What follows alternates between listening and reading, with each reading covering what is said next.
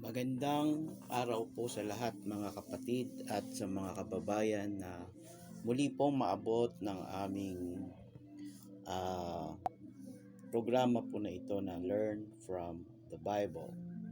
Yan po. At sa umaga pong ito at anumang oras naroroon sa inyo ngayon o makarating ang video po na ito, magandang umaga, magandang hapon at magandang gabi. At ang amin po muling dalangin sa Diyos, kayo ay nasa mabuting kalagayan. Maingatan ang inyong sangbahayan at kung kayo may mga problema sa buhay, ang amin pong daing sa Diyos, mabigyan ito ng solusyon at tayo po ay makapamuhay ng may kapayapaan sa puso. Maghari ang kapayapaan ni Kristo sa ating mga kalooban sa kabila po ng ating mga hirap sa buhay. May awa naman po ang Diyos at tayo po ay makakaraos. At ngayon pong umagang ito ay muling kami po ay magbibigay o magsishare sa inyo ng amin po muling naintindihan. Ito lang po ay karugtong ng ating pinag-aaralan ng nakaraan. Ang atin pong pamagat ngayon mga kapatid at mga kababayan ay part 2 po ito. Ang title po ay ang ilang mga bagay na dapat maunawaan na nasa talata ng Apokalipsis 1:3. Yan po, ito po'y karugtong mga kapatid ng ating pag-aaral sa araw po na ito. Ngayon, kung hindi po kayo sa mga bago pong listener, hindi po kayo hindi pa alam kung ano ang naging unang topic namin, ng unang pag-aaral namin, as mabuti po na kayo ay mag-jump from the first part of this video. At ito po ay part 2 na mga kapatid. So ituloy na po natin ito, hindi na ako papaligoy-ligoy pa at samahan tayo ng Diyos, buksan ang ating mga puso, ang ating mga kaisipan na maintindihan muli ang mga bagay na tungkol dito. Ngayon, mga kapatid, puntahan natin yung talata uli na atin pong pinag-aaralan, ang Apokalipsis 1 at 3. Basahin ko po muli at hindi na po ako magre-recap nung nakaraang pinag-aralan natin. Puntahan na lang po ninyo yung video, mga kapatid, panoorin ninyo. Tapos din mag-jump na kayo uli dito para po mapakinggan ninyo yung part 2. Basahin ko na po ang 1:3. Papalad ang bumabasa at ang nangakikinig ng mga salita ng hula at tumutupad ng mga bagay na nangasusulat doon, sapagkat ang panahoy malapit na. May mga ilang bagay po na dapat tayong malaman sa Apokalipsis 1:3. Kaya po ang amin pong intensyon, kaya po namin ito isinishare o binabahagi po sa inyo upang kayo po ay magkaroon ng karagdagang kaalaman ng ibig po sabihin ng ating Panginoong Kristo nang ibigay niya ang impormasyon na ito sa anghel na sinugo niya papunta kay Juan at para maintindihan ni Juan. Ano yung intensyon? Bakit sinabi ng ating Panginoong Kristo ito? Ano yung mga ilang bagay na dapat malaman natin? Muli, hindi ho lahat masasabi namin ang kabuuan nito. Ang ilang bagay lang po na naiintindihan namin at yun lang namin ang isishare namin sa inyo mga kapatid.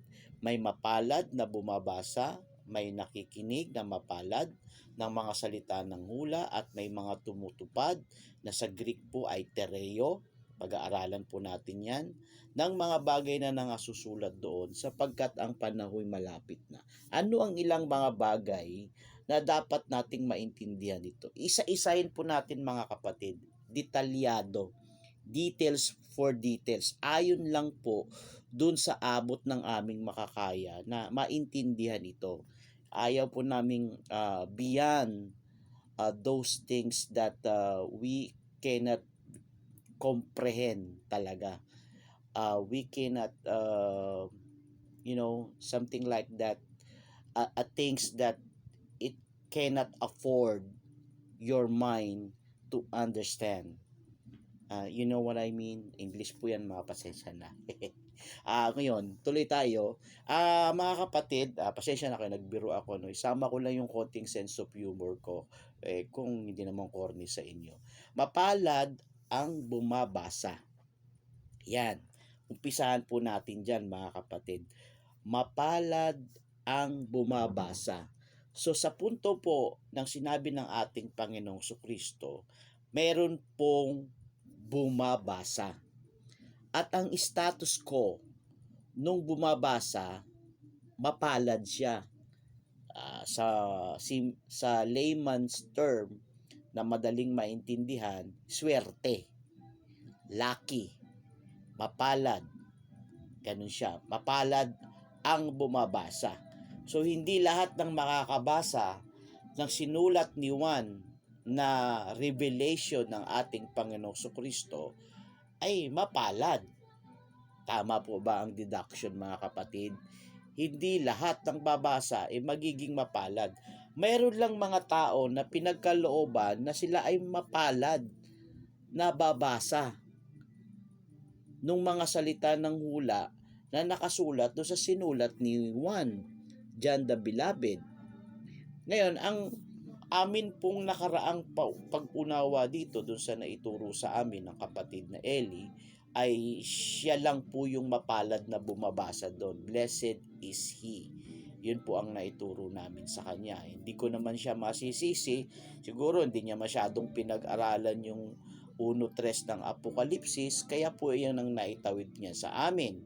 Bahala naman po ang Diyos sa kanya. Kaya lang ang amin pong aalalahanin yung mga nakapakinig na pinaniwalaan ang mga bagay na ito na sinampalatayanan nila, na yung blessed is he, yung tinutukoy doon na he ay siya daw yon, mga kapatid. Which is, ito po ngayong pag-aaral na ito, babaguhin natin yon. At marami pa, kasi sa kay Brad Eli ko napakinggan yung blessed is he, pero hindi ko pa halos napakikinggan yung iba.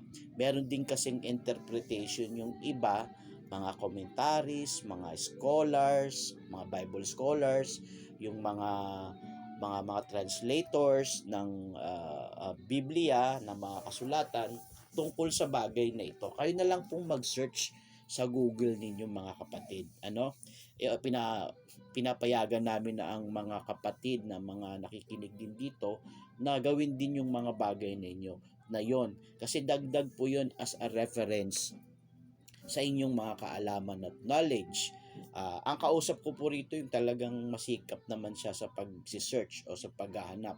May mga kapatid po kasi na talagang hindi naman masyadong tinutuunan ng pansin yun. Ang gusto lang nila, makinig. Okay lang din po yun, mga kapatid. So, balikan natin. Meron pong bumabasa. Ang isang dapat nating maintindihan sa Apokalipsis 1:3, mga kapatid, may bumabasa.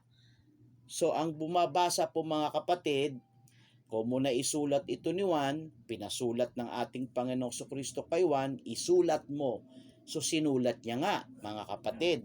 Sinulat niya. At yung sulat, babasahin. So, may kinauukulan po na mga tao na babasa nito. Hindi po sa isa lang. Tingnan na lang po ninyo sa Greek ninyo na wala naman yung he. Blessed is he. Sige, puntahan na nga natin, mga kapatid, para hindi kayo masyadong hang on the air pagdating po sa mga bagay na ganito, mga kapatid. Ito, pakinggan ninyo, no? Puntahan natin yung Apokalipsis 1:3. Apokalipsis, Revelation 1:3. Ito, tingnan natin sa Greek. Kasi sabi nila, ito po ay nakasulat din sa Greek, mga kapatid. It was translated in Greek. Yeah. Blessed the. Yan. The. Nakalagay po the. Walang he or she or sino man. Ang nakalagay po is ho, he, tho. Yan, sa Greek. uh, sa English, the definite article. Ngayon yung definite article po, hindi po yun singular or plural per se. It might be plural or it might be singular, mga kapatid. Pero ang konteksto po kasi ng Apokalipsis o yung Revelation ay sulat po yun sa hindi lamang sa isang tao na babasa, mga kapatid. It's not only pertains into a singular person na siya lang ang babasa. Hindi po, yung definite article na the ay it will fall into plural. So may mga definite article lang ng mga tao, yun, mga the people, definite article, the community, the household, the church, na yung definite article pwedeng gamitin yun sa plural, mga kapatid. Kasi nga kung konteksto, babasahin mo yung buong Apokalipsis, hindi lang naman ang babasa nito isang tao lang, mga kapatid, na magiging mapalad. Hindi lang isa. Marami po.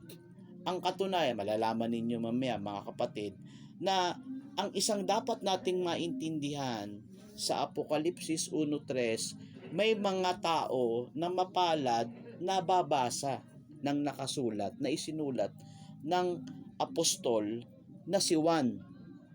So, pwede natin ngayong ilagay sa ating pananampalataya at paniniwala na related ang Apokalipsis 1:3 na maintindihan at maunawaan natin na may mga tao po na mapalad na bumabasa. Magbibigay ako sa isang example, Mateo 24 at 15. Tingnan natin, mga kapatid, Mateo 24 at 15. Sabi rito, parang ganito. Kaya nga, pagkakita ninyo ng kasuklam-suklam na paninira na sinalita sa pamamagitan ng propeta Daniel na natatayo sa dakong banal, unawain ng bumabasa. O yan, nilagyan po ng ating Panginoong Jesucristo na unawain ng bumabasa. So ang sabi ng ating Panginoong Jesucristo doon sa kanyang mga kausap, pag nakita na ninyo yung kanyang mga kausap ng oras na yan, so yung mga nakakita doon sa oras na yan, may makikita sila sa araw na yun. Bagaman ang mga kausap ng ating Panginoong Jesucristo diyan, patay na lahat. Patay na silang lahat. Pero may darating na panahon, makikita nila yon. Yung alin? Yung kasuklam-suklam na paninira. O ngayon, dun sa panahon makikita na nitong mga kausap ng ating Panginoong Jesucristo, yung kasuklam-suklam na paninira na sinalita sa pamamagitan ng propeta Daniel na natatayo sa dakong banal. Pag nangakita na nila yon, ang sabi ng ating Panginoong Jesucristo dun sa kanyang mga kausap, unawain ng bumabasa. Unawain ninyo yon. Ano ibig sabihin? Ano ang relasyon? Bakit ko ginamit po ang talatang ito? May kaugnayan kasi ito na kaya sinabi dun sa Apokalipsis 1:3, mapalad ang bumabasa dahil meron silang mauunawaan dun sa babasahin nila. Uunawain lang nila, kaya lang di naman nila mauunawaan na sila lang din yun. Of course, kailangan nila ng gabay ng ating Panginoong Jesucristo, kailangan nila ng giya ng Espiritu Santo para maintindihan nila at maunawaan nila yung kanilang binabasa. So, kung babalikan natin yung Apokalipsis 1:3, mga kapatid, balikan natin, mayroon buong doong tinatawag na mapalad na bumabasa. Meron. Related po yung dalawang talata na yon, mga kapatid. Karunungan yun ng ating Panginoong Jesucristo na meron talagang kasulatan na dapat babasahin. At mayroong mga tao na particular na babasa nun na makakaunawa. Kasi hindi naman lahat makakaunawa, mga kapatid eh. Hindi naman binigyan ng lahat ng pagkaunawa. Meron lang mga particular na tao na binigyan sila ng pagkaunawa upang maunawaan nila yung kanilang mga binabasa. Naiintindihan ninyo mga kapatid? Yun po ang logic nun. Yun ang dapat natin na isa na maintindihan natin na nakasulat po sa Apokalipsis 1:3. Balikan natin uli ngayon yung Apokalipsis 1:3. Sige, di merong mapalad na bumabasa. Mga kapatid, tingnan naman natin yung kasunod. Mapalad ang bumabasa at ang nangakikinig. So, merong bumabasa, of course, hindi ka naman pwedeng ikaw habang nagbabasa ka, walang nakikinig sa'yo. Lalo na kapag ang intensyon mo, kaya ka nagbabasa para may mapakinggan ng iba.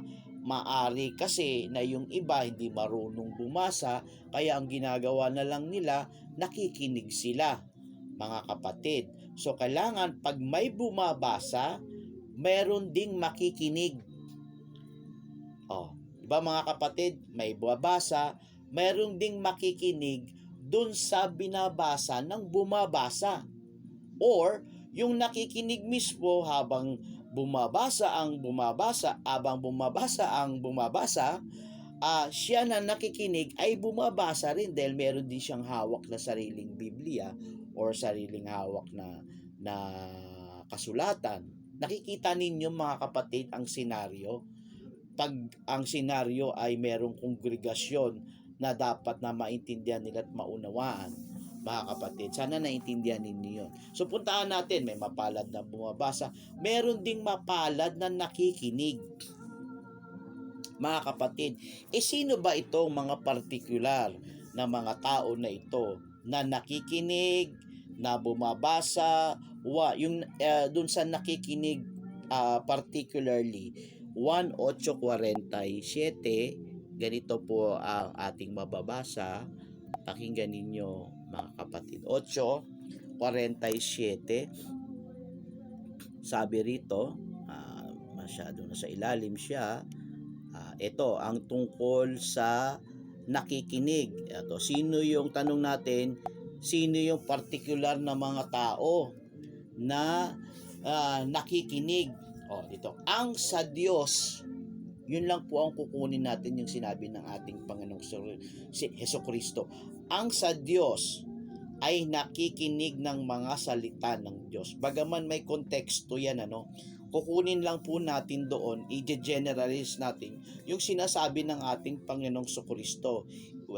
Whether pwede naman masama maging out of context tayo kung gagamitin naman natin ang salita sa mabuti, hindi naman sa masama, which is in general term, pwede naman yun according to the Bible. Kasi yung ganun technique, ginamit yun ng mga apostol, yung out of context.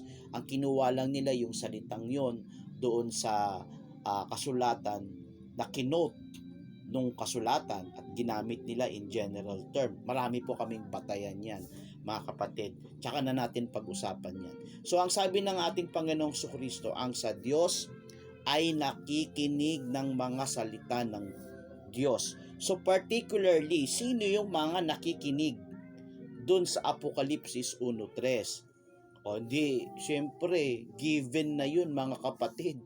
Diba, ang sa Diyos, sino po particularly ang mga nakikinig? Ang sa Diyos, yung mga tao ng Diyos, yung mga gustong makarinig, yung interesadong makinig. Ang tawag po ni Kristo doon, sa Diyos yun. Mga godly people yun. Talagang nakafocus sila sa pakikinig doon sa binabasa. Kasi hindi naman din lahat mga kapatid, hindi naman lahat mapalad na nakikinig. Kasi nga, kung itutuloy nga lang natin yung sinabi ng ating Panginoong Jesucristo dun sa 1:8:47, dahil dito'y hindi ninyo dinirinig. Sapagkat kayo'y hindi sa Diyos. Di ba? Kahit anong kumbinsing gawin natin, doon sa mga taong ayaw talagang makinig sa salita ng Diyos, wala ho tayong magagawa doon. Bakit? Ang isang dahilan, kaya ayaw naman nilang diringgin, ayaw nilang pakinggan, kasi hindi sila sa Diyos. Ang pinakikinggan po nila yung kaaway ng Diyos. Mas gusto nilang pinakikinggan yun. Or meron namang walang kamalay-malay, ang pinakikinggan pala nila kaaway pala ng ating Ama, kaaway ng ating Panginoong Kristo. Kaya hindi naman nila dinirinig, may impluwensya kasi sila ng mga impluwensyadong mga kaaway ng Diyos, mga kapatid. So naintindihan na ninyo yon, ano? Yung tungkol sa nakikinig. Balikan natin ngayon yung Apokalipsis 1 at 3 uli, mga kapatid. 1 at 3. So may mga naiintindihan na tayo ng ilang mga bagay na dapat nating maintindihan sa Apokalipsis 1:3. Malawak po na pag-aaral ito mga kapatid, di ba? So, merong mapalad na buwabasa, mga sa Diyos yun, mga tao yun. Pati yung nakikinig, mga sa Diyos din yan, mga godly people yan. Ang tawag ng Apokalipsis dyan, to be particular, tinan natin ngayon talata na binigay ng kapatid, 22:18. Tinan natin kung tama. Sabi niya, aking sinasaksihan, yan, tama ito, aking sinasaksihan sa bawat taong nakikinig sa mga salita ng hula ng aklat na ito. Meron talaga si aking sinasaksihan sa bawat taong nakikinig. Yung bawat taong nakikinig. Nakikinig ka, kapatid. Anumang panahon datnan ka nung salitang ito, nakikinig ka do sa bawat salita, sa mga salita ng hula ng aklat na ito. Kung nakikinig ka, sinasaksihan ng ating Panginoong Kristo. Ito ang warning. Kung ang sino man ay magdagdag sa mga ito, ay daragdagan siya ng Diyos ng mga salot na nakasulat sa aklat na ito. At kung sino man ay mag-alis sa mga salita ng aklat ng hulang ito, ay aalisin ng Diyos ang kanyang bahagi sa punong kahoy ng buhay at sa bayang banal na nakasulat sa aklat na ito.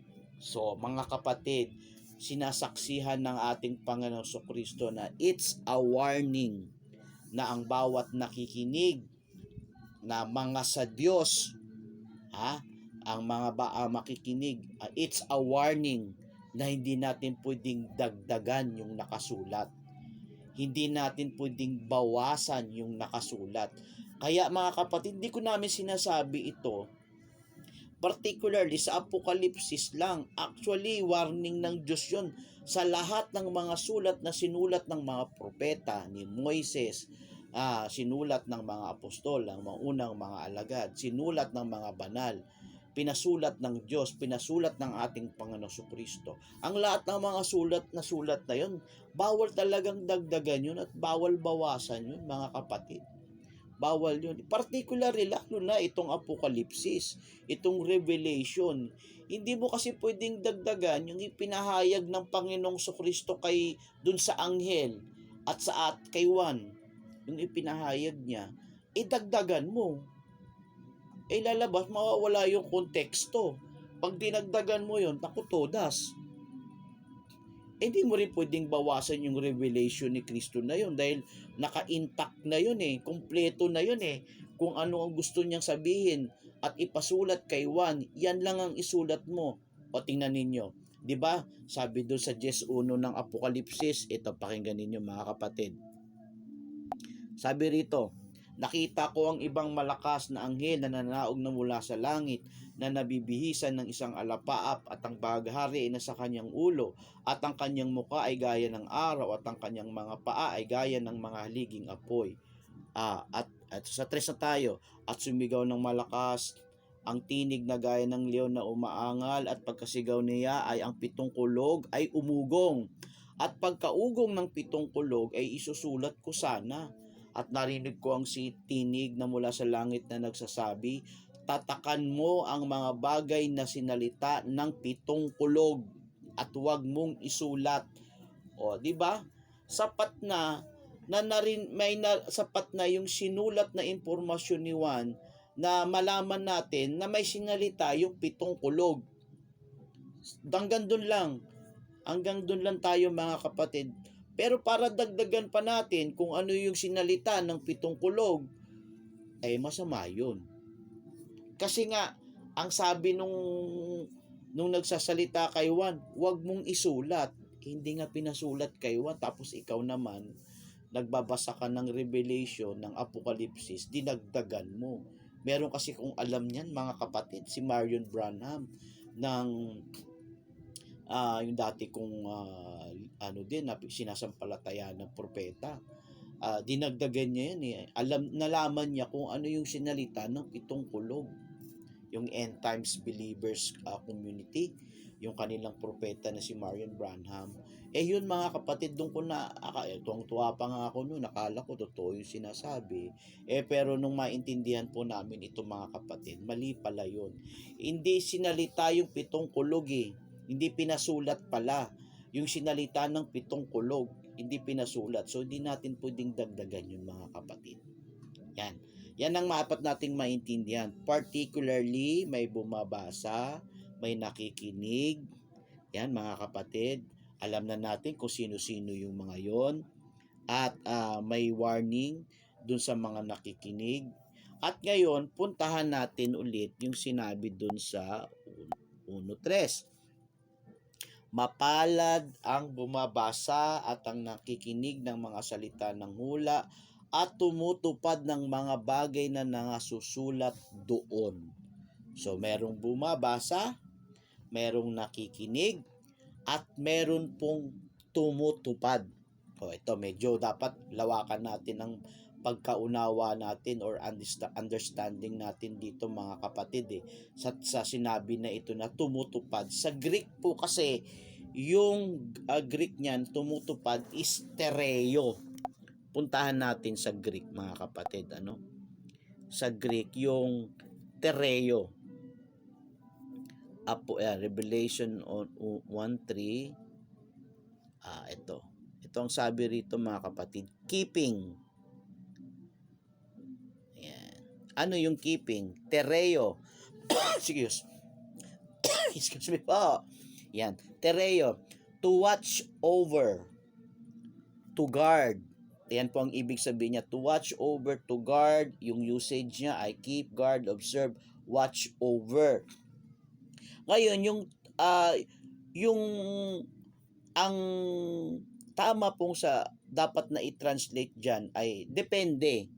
Depende po mga kapatid. Kasi ang tereo ginagamit din sa ibang mga kasulatan.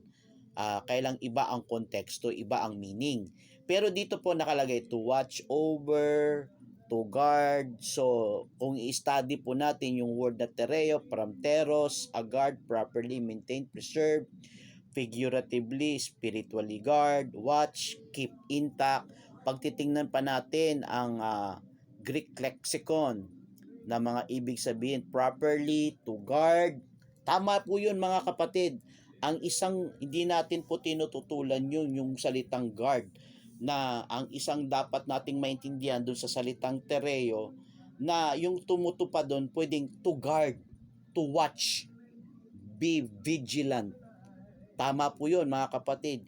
Igagard, magwa-watch ka doon sa mga salita ng hula na naisulat. Mga kapatid, magwa-watch ka doon. Be guard, be vigilant, be watchful. Kailangan mag-guard ka. Kasi bakit ka mag-guard? Kasi nga, binasa mo napakinggan mo. Anong magiging resulta sa'yo nun? Hindi ba? Aabangan mo yon, you will be watchful kung kailan matutupad yung katuparan ng hula.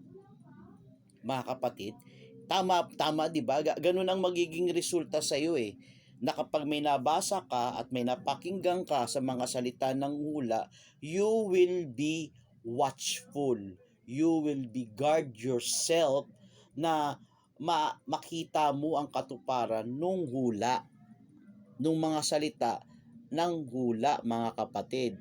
Pero hindi sa lahat ng pagkakataon ang tereo dun sa Apokalipsis 1:3 be watchful lang. Be watchful ka, wala ka nang gagawin. Kasi ang isang ibig sabihin ng tereo pa mga kapatid, ito ang isang ibig. Merong isang ibig sabihin to keep. For example, yung sa unang Korinto 7:37, tereo ang ginagamit doon. Kung ang isang lalaki ay gusto niyang i-preserve yung pagka-virginity ng kanyang dalaga, wag niya munang pag-aasawain. Mabuti yon. Sa 7:37, yung keep doon, tereo din yon. Ipipreserve niya yung kanyang anak na dalaga na virgin pa rin, na dalaga pa rin. Meron namang isa pang kahulugan ng tereo, to observe. Namely, yan, to observe. Makikita nga natin ngayon yung tereo dito sa Mateo 23:3 sa ibang sentido. Ito, tingnan ninyo, ito. Mateo 23:3, all things therefore, how many, if they might tell you, keep in observe. Puntahan na lang natin yan sa Tagalog, yung Mateo 23:3, mga kapatid. Tingnan ninyo ang ibig sabihin ng Mateo 23:3. Medyo magi-extend lang ako ng mga ilang oras, mga kapatid, 23:3. Ito ang sabi, lahat ng mga bagay na sa inyo'y kanilang ipag-utos ay gawin ninyo at ganapin. Yun, yung ganapin doon, tereo yun sa Greek. Datapwat huwag kayong magsigawa ng alinsunod sa kanilang mga gawa sapagkat kanilang sinasabi at hindi ginagawa. Ayan mga kapatid, lahat ng mga bagay na sa inyo kanilang ipag-utos ay gawin ninyo at ganapin. Gawin ninyo at tereo. Yun. So yung tereo, pwede po yun na observe. Nang ibig sabihin, tuparin. So, hindi ka lang magiging watchful dun sa salita ng mga hula or vigilant. You will be also included to observe the prophecy. Yung mga salita ng hula, the written proper prophecy. Hindi lang ikaw watchful, kailangan ka ring may tuparin. Kasi talagang namang meron ka namang talagang dapat na tuparin mga kapatid yung dapat na tuparin dun sa mga salita ng hula. Pero hindi naman lahat ng mga nakasalita, hindi naman lahat nung mga nakasulat dun sa salita ng hula ay dapat mong tuparin, mga kapatid. May particular lang na mga salita dun sa hula na ikaw particular na susunod, mga kapatid, na sundin mo at gawin, mga kapatid. But yung mga katuparan ng hula, dapat lahat yun watchful ka ron. Pero hindi lahat nung mga nakasulat sa salita ng hula, tutuparin mo. Kasi nga meron ka talagang dapat na tuparin, mga kapatid. Ayan. Meron kang dapat tuparin. Ang isang dapat, tapusin ko na pala, mga kapatid. I-part 3 na lang natin. Ano-ano ba yung mga dapat nating tuparin? Ano-ano yung mga nakakapaloob dun sa mga bagay na ang sabi doon, ang panahoy malapit na. Yan lang po muna for the meantime. Ayaw ko na kasing pahabain para hindi naman kayo mainip sa haba ng video. At tatapusin ko na ngayon. Sa susunod na lang po kung loloobin po muli ng Diyos, may part 3 po ito. At part 4, kung magawa namin sa part 3, matapos na lahat, ay doon po ninyo maiintindihan yung gusto naming i-share na ang dapat nating maiintindihan sa nakapaloob sa Apokalipsis 1 at 3. Hanggang dyan muna, mga kapatid. Salamat po sa Diyos at sa ating Panginoong Kristo sa oportunidad po na ito na tayo po ay makapaglingkod sa inyo saan man maabot ang video na ito. Muli, sa Diyos po Ama ang karangalan, sa Diyos Anak po ang karangalan at kaluwalhatian, sa kanila pong mag-ama ang kaluwalhatian at karangalan magpakilan kailanman. Amen.